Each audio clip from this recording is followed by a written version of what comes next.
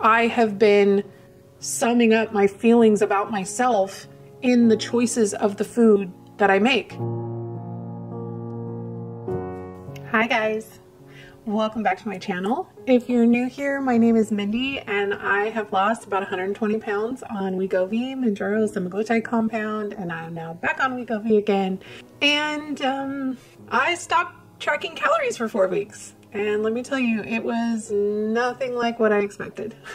Today, I want to walk you through the past 4-week experiment where I did not track a single calorie. Kind of share what happened to my body, my mindset, and really kind of like my overall health over the last 4 weeks. The results were honestly kind of surprising to me. The reason I decided to stop tracking calories 4 weeks ago is because I had been going through some really rough stuff in my life. I had a family member with some serious health issues. I had just a lot of stuff going on in my personal life, and I kind of regressed and devolved into some really bad habits, regained some weight, and started feeling real gross about myself, about my journey, about weight loss in general, and I was feeling really, really down.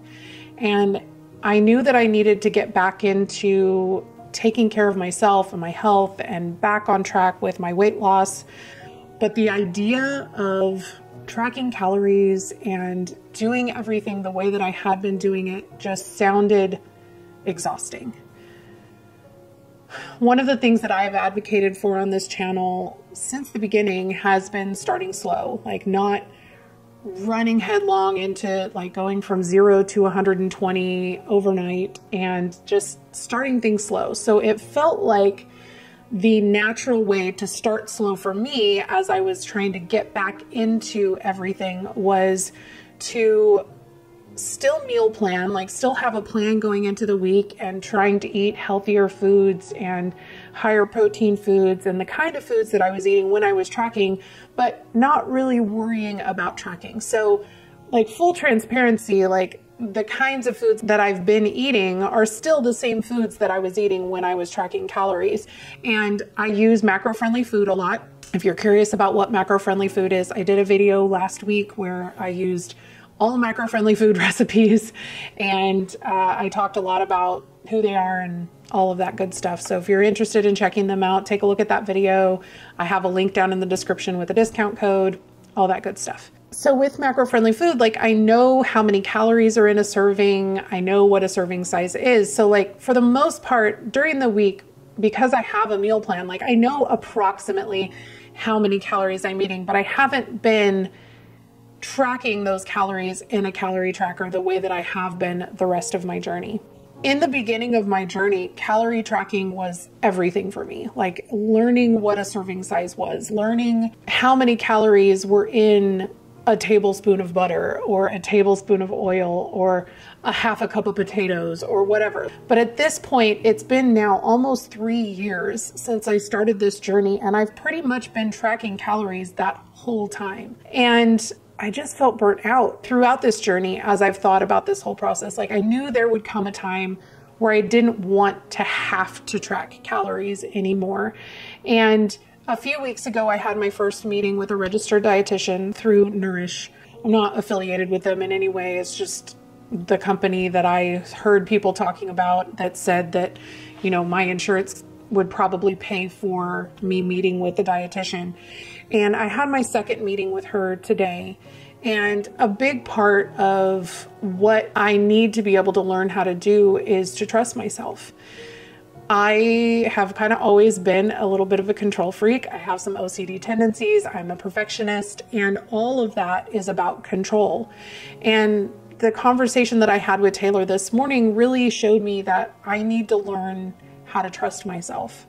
I need to be able to acknowledge the fact that at this point, like I know what a portion size looks like for me. Like I know about what I need to fuel my body. And I need to be able to come to a place where I trust myself to feed myself enough food without going overboard. And in the beginning, the medication was kind of doing that for me. Like from the beginning on Wegovy, like there was that aha moment of what feeling full felt like. And now that I've been on the medications for basically 3 years, I don't have that same full feeling anymore. So now I'm having to learn how to trust myself and learning what feeling full and feeling satisfied is like, so that I'm not eating beyond that point of needing to fuel my body.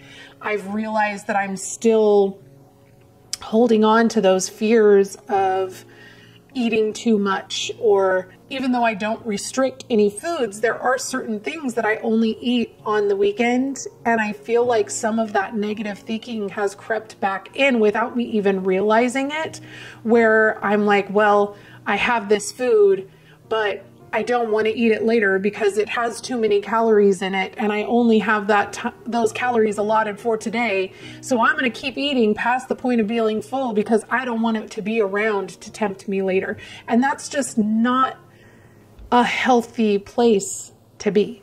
Like, I need to be able to come to the place where I say, okay, I've had enough. I'm going to put this away and give myself permission to have it later if I want it, but also give myself permission to say, I really am not enjoying it that much, and it's okay for me to throw it away and not eat it later either. I think throughout this experiment, not counting calories, like not tracking them in a calorie tracker, has been a little bit scary. I feel like there's that part of me that's still holding on to that, wanting to know exactly where I'm at for the day and having something that I can look at that tells me I've had enough protein or I haven't had enough protein or whatever. But the reality is that I do my meal plans in such a way that I know what that looks like. And I've still been weighing my portions. So that was something I talked to my dietitian about this morning. And she kind of told me, I really would love it if you could slowly start to work to the place where you're not weighing your portions anymore. Like, you know what a portion looks like. It's all an estimation anyway, like nothing is exact. And I need to be able to let go of that control piece that's finding safety in that number on a scale. And I thought I had gotten rid of that. I thought I had let go of that. I thought it was just a way for me to track and to stay healthy. And I think that it definitely was in the beginning something that was useful for me to learn. But after 3 years of doing it, like, I can usually guesstimate within a few grams of how much I think a portion size should be. And even if I'm off a little bit, like, that's okay. It's not going to make that much of a difference in that moment. I would love to say that because I've done this for 4 weeks, like, my whole attitude about food and feeling about food has completely shifted. Having that meeting with Taylor this morning made me realize that I still have quite a ways to go in terms of being free of that control mindset. And I'm excited about working with her and learning how to let go of that, because it is exhausting. It really, really is exhausting, like, thinking about it all the time. And I just want to be able to enjoy food without feeling negatively or positively about it all the time. Like, I would love to just think about food as food, you know? I think the way I've been eating over the last 4 weeks is still so close to how I had been eating previously that I haven't really noticed a difference in terms of my, like, energy levels or cravings or anything else like that. I will say I feel like on the weekends, in terms of me eating out, because that was where I was a lot more fastidious about tracking, was when I went out to eat on the weekend. And I think there have been a few times, mostly because of the events that have been going on over the last several weekends, where I probably went a little further than I maybe should have. But I realized that that's something that I need to be able to work through. Like, I definitely was beating myself up over those choices. And one of the things that Taylor and I discussed today was feeling neutral about food. Like whether if I had a blueberry in front of me and a blue M&M in front of me, like regardless of which one I chose to eat, feeling neutral about it, like not feeling great about making the choice to eat the blueberry or feeling bad about the choice to eat the M&M. Yes, the blueberry has more nutrients and antioxidants and things like that, but ultimately that one choice isn't going to make or break my entire life. And I feel like I have been summing up my feelings about myself in the choices of the food that I make. When I make my good choices during the week, I feel really good about myself. And then when I make bad choices on the weekend, sometimes I feel really bad about myself. Usually when I step on the scale the next day, like I beat myself up saying, oh, if I had just eaten a little less yesterday, then I wouldn't be seeing this number. Or if I had chosen a healthier option at the restaurant, then I wouldn't have gained so much weight this weekend. And I just feel like that's not a healthy place to be. And I realized through this 4 weeks how far I still have to go in my relationship with food. I'm so excited that I have someone to partner with in this shift, because as much as I want to believe that I can have a healthy mindset about the food and about this process, the last few weeks have really opened my eyes to the fact that I'm not thinking in a healthy way about myself in regard to food. Like I'm still stuck in that place where I'm beating myself up over food choices. And I think I'm still beating myself up over the fact that over the last 2 years, I've only lost another 20 to 25 pounds. And that's just not, it's just not a healthy place to be. I need to be able to celebrate how far I've come, regardless of how far I still have to go. And regardless of how long it's taking me to get there. I need to be able to rest in that and just say, you've done a good job, without the but afterwards. I think one of the biggest surprises for me as I look back over the 4 weeks is how my weight has changed. I think I was expecting to not lose any weight or to lose less weight or what have you. Throughout this journey, the trend has been I lose weight throughout the week, and then on the weekend I eat out, so my weight goes up a little bit, and then I lose throughout the week, and then it goes up a little bit, and so on and so forth. And I definitely still saw that exact same trend throughout this last 4 weeks. I do think that having that extra freedom of not tracking in the beginning and on a couple of these weekends has had its effect in terms of like showing me how still stuck in that mindset of I'm free, I get to eat what I want on the weekend. Oh, now I'm back to the regiment. So like even though I thought I wasn't restricting, I think my restriction, instead of restriction around food types, has now become restriction during the week, freedom on the weekend. So then now I'm just going crazy on the weekend. And I'm just struggling to find that balance again.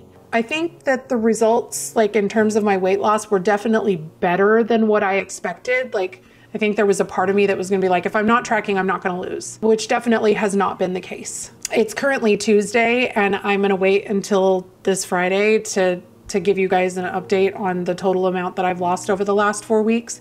But watching the trend, like it's still moving downward over the last 4 weeks. And so I think that was the biggest shock for me in terms of where I thought this was going to go versus where it actually went. Well, good morning. Happy Friday morning. Happy results day. I have to admit that when I started this experiment, there was a large part of me that was convinced that if I wasn't tracking every single calorie that I put into my mouth, that I was not going to lose any weight.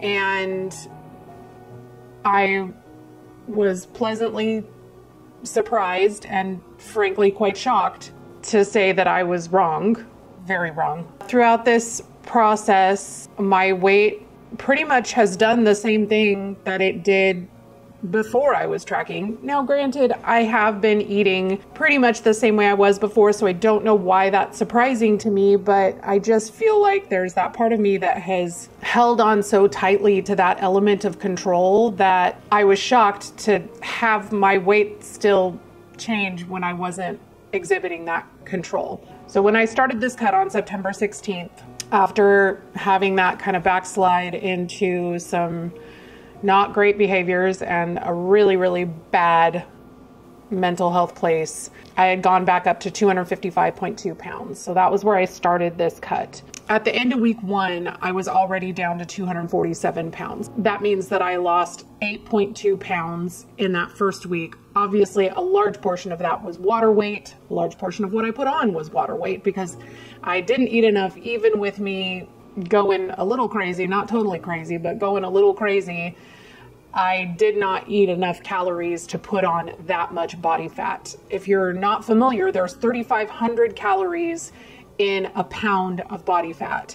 So I would have had to consume 3,500 times 20 on top of what I need to sustain my normal daily activities, which is around 2,200 calories, in order to gain that much body fat. So I know I didn't go that crazy because the Wegovy just won't let me. Like, I can definitely overeat on Wegovy, but not that much.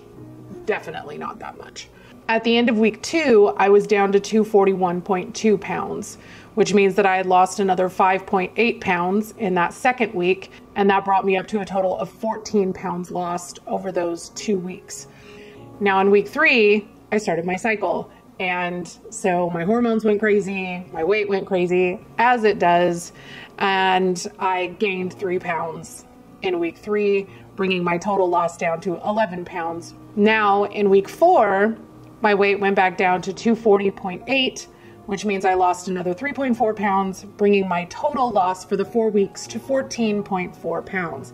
So you can see on this graph, like, where my weight goes down, and then every weekend it goes up a little, and then it goes down, and then on the weekend, kind of like what we were talking about, where I'm displacing that restriction element to the weekend and going a little further than I probably should. So that's what I'm going to start working through with that intuitive eating portion. In total, over the last 4 weeks, I've lost 14.4 pounds, which is an average of 3.6 pounds per week.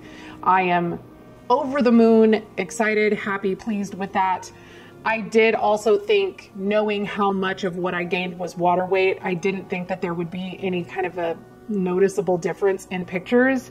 But when I took pictures this morning and I took a look at them in comparison to where I was 4 weeks ago, you can definitely see that my stomach has slimmed down. So I was very, very bloated at the beginning of this cut when I was at that 255.2 pounds. So I am pleasantly surprised that I was completely wrong about having to track every calorie that goes into my mouth. I'm pleasantly surprised and happy that I have learned enough about portion sizes and how to cook for my body and how to feed my body so that I don't have to be obsessive about tracking every single thing that goes into my mouth. That even though, yes, I did probably go a little further than I should have on some of the weekends, I still lost 14.4 pounds in 4 weeks. I hope that's encouraging to you, because it was definitely encouraging to me. I just really was excited to share those results with you guys. I'm gonna get back to Mindy from earlier this week to finish up this video. The biggest takeaway that I got from this experiment is that I still do have kind of a toxic relationship with food. And I mean, that's not a completely new realization or revelation for me. I just thought it was better than it is. So I think it's a good thing that I did this. I think it's something that I'm definitely going to continue going forward, working with my dietitian to kind of slowly learn to trust myself and my judgment and stop relying on good times to eat and bad times to eat and good times to binge, because there's never a good time to binge. Like, learning how to trust myself to tell myself that I am full. She suggested a workbook that I think we're going to start working through together on intuitive eating, because I think I have a warped understanding of what intuitive eating is, and I thought that it wouldn't work for me because I don't understand what it feels like to feel full. I definitely did in the beginning on the medication, but as I've been on it for a longer period of time, I still don't recognize those fullness cues. Either that or else I ignore them, which is entirely possible. So that's something else that I need to start looking into and start understanding a little bit better. This is kind of an odd video because I wanted to share with you guys the fact that I've been doing this experiment and how it kind of resulted. I'm definitely going to continue it. If you're somebody who has been counting calories for a long time and you've started to feel stifled, or you're giving in a lot more to like feeling like you have that restriction, and so when you have that freedom, like you're just really going for it, or if you're having the desire more to lean into those old unhealthy habits, this may be something that you might want to look into, looking at more of an intuitive eating mindset or things like that. Don't get me wrong, calorie counting is a fantastic tool. Tracking calories and counting them, it has helped me understand so much more about food and how many calories are in food, and it definitely served its purpose in my journey, and I'm not saying that I won't ever go back to it. But I think for now, for my long-term goals and my long-term health, it's more important for me to learn how to trust myself. And I think that's the phase that I'm kind of slowly transitioning into in this part of my journey. So if you are somebody who used to count calories and you have since stopped and moved more towards an intuitive eating mindset, I would love to hear from you down in the comments. Please let me know what your experience has been like, what you've learned, if it worked for you, if it didn't work for you, and kind of how you proceeded in your journey and how things looked for you after you made that change. I would love to hear from you. Ultimately, you guys, you need to do what works well for you. If counting calories is working well and you are in a fantastic mental space, by all means, please continue that.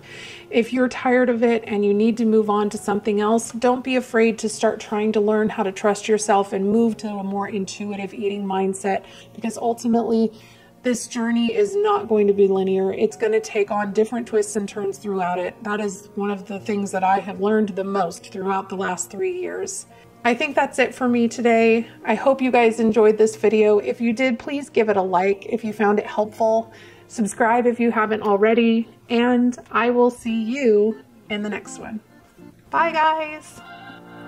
We're on a journey, looking back on the things that we've taken for granted, but feels like we're learning to be better without what's been holding us back.